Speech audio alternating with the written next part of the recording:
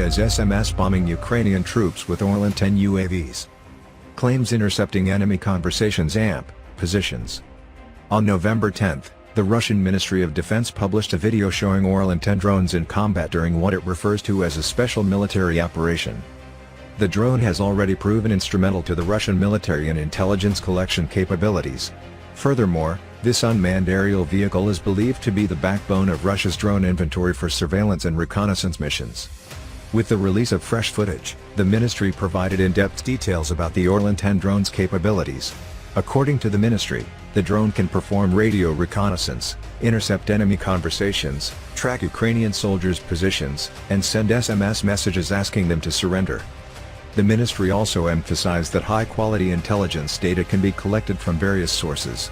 If radio signals are detected or conversations are intercepted, a drone equipped with camera equipment can be dispatched to the location for picture and videography documentation and identification of enemy facilities.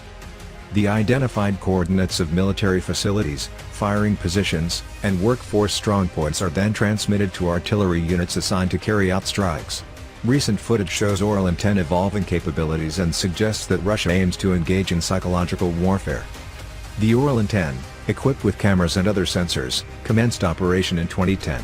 In 2020, it received a new upgrade that included a laser designator. The drone's modular design enables payloads to be swapped to make room for new devices. The drone is one of the most visible unmanned aerial vehicle on the battlefield from the Russian side.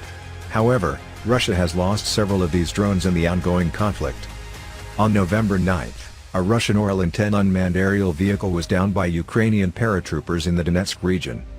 In one of the areas of combat operations, mobile battle groups of the 81st Separate Air Mobile Brigade of the Ukrainian Air Assault Forces downed a Russian Orlan-10 unmanned aerial vehicle, said the air assault troops of the Armed Forces of Ukraine on Telegram.